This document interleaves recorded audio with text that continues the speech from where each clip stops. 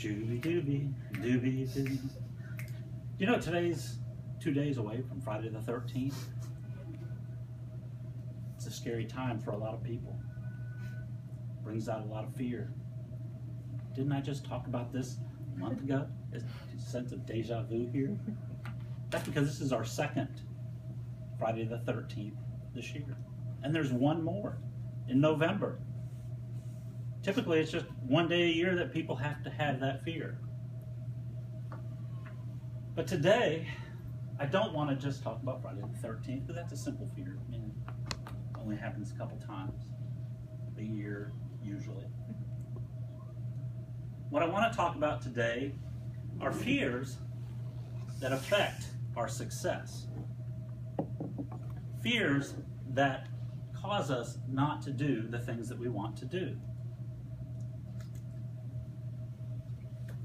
Like I said, as most of you now know, especially if you didn't before, I started a podcast a couple weeks ago called Goal Getting Podcast. And one of the biggest deterrents for people in goal setting and goal achievement are fears. How many of you have heard of the fear of failure? A lot of people have heard of it, and some of us may actually have been susceptible to that. The fear of failure can be so bad that people will not even attempt to do something that they should do. And their subconscious mind often will do things to undermine even trying to do it. Another fear that a lot of people have is the imposter syndrome. How many of you have heard of the imposter syndrome? It's that tiny nagging voice in the back of your head when you attempt to do or achieve something. It tells you, you're not good enough for that. You don't know what you're talking about. Who's going to listen to you? But it's a negative voice that you don't have to listen to. Napoleon Hill, famous author of Think and Grow Rich, also wrote another book called Outwitting the Devil that he wrote in 1938, and it just got published in 2011. He kept it hidden for most of his life. In that book, he talked to the devil and asked the devil some questions. Asked the devil, what are some of the tools that you use to keep people from being successful? And the devil said, I use fears. The fear of poverty, the fear of criticism, the fear of loss of loved one, the fear of ill health, and the fear of death. But my most important and probably the most devastating fear that I use is the fear of poverty. The fear of poverty has killed many a dream. The fear of poverty has gotten to a lot of people through their subconscious mind by loved ones and family members who may have experienced some problems at some point in time in their life. My grandparents raised me, and they were people who grew up in the Great Depression. And we recently had a Great Depression, the Second Depression from 2007 to 2014, and that is also going to start affecting people with the fear of poverty because of that particular environment.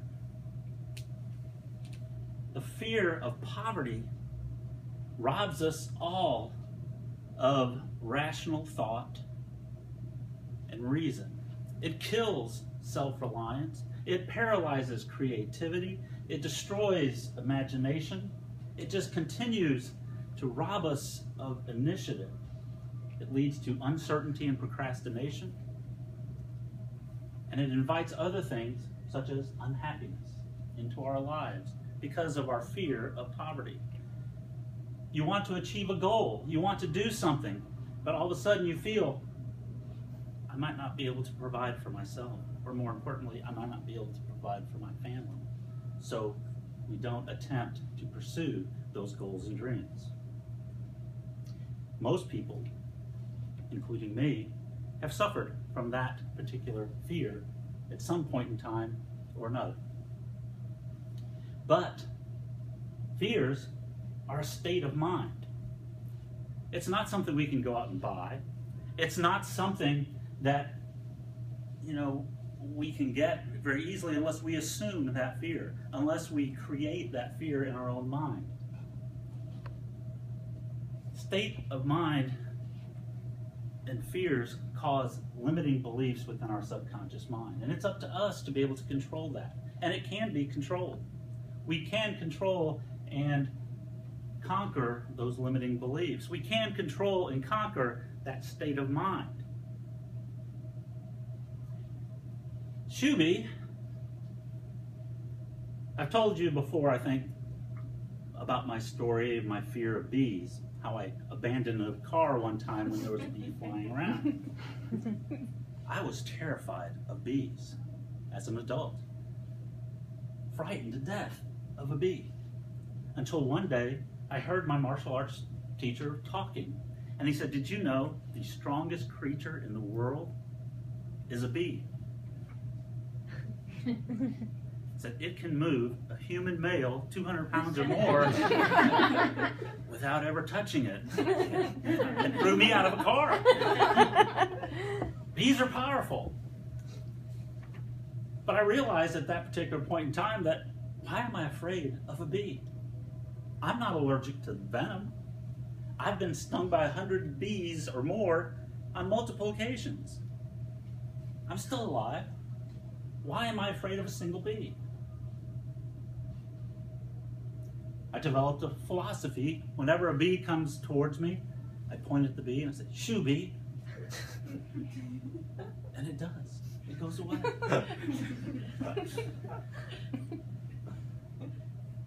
Fears are like bees. They're little small things that really just bother us.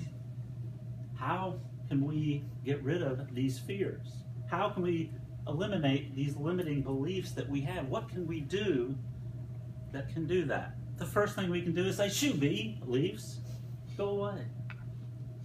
Shoo, fears, go away. We don't need you. You're not going to affect me."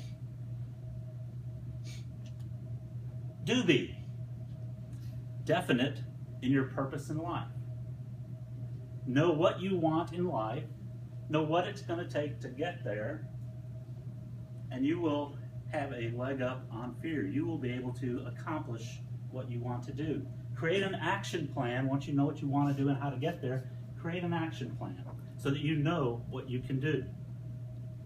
Clearly defined written goals and a developed action plan will help you eliminate those fears.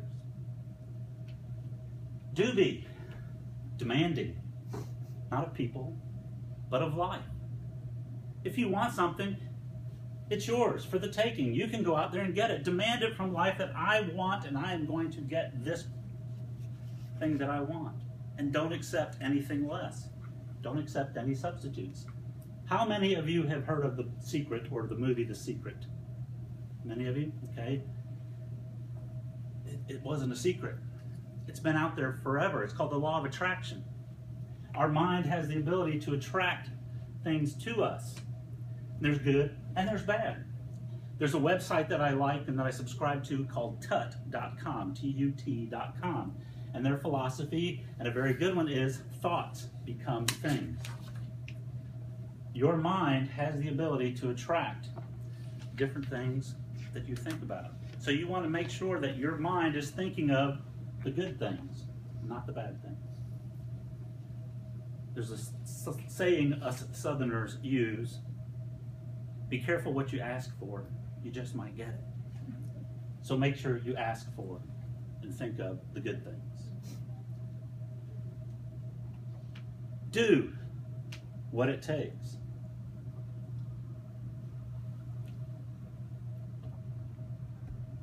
When you have a goal, when you have a dream, when you want something, execute it.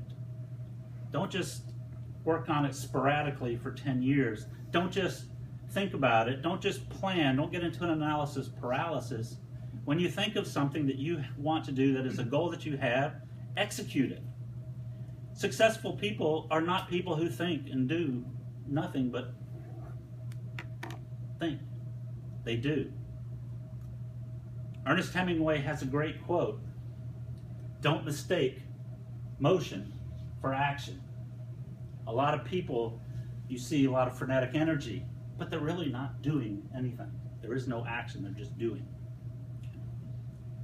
So you want to summarize this in Shoo, be beliefs that are negative and fears that cause them. Do, be definite in your purpose in life. Do, be demanding in your wants from life. Do it now. Action, not motion. All right, now what I want you to do is sing with me. Shoo-be, doo-be, doo-be, doo. I am not afraid of you. Come on. Shoo-be, doo-be, doo-be, doo. I am not afraid of you. So the next time you have fear, don't. Make today a great day.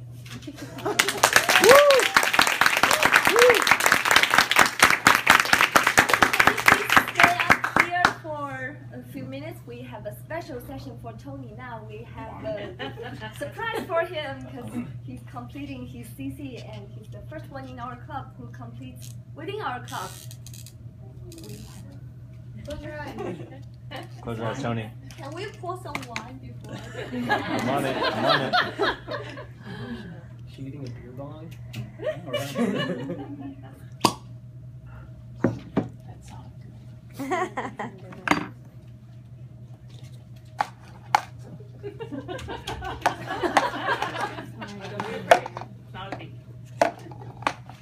All the awards go. The awards go to Tony, Can you open this the up? great communicator.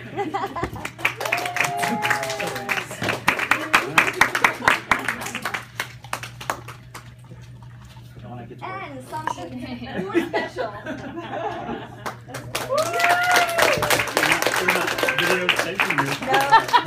Someone take a picture. Okay. Our officers and members signed a card for you with all the good words. Thank you. Thank you for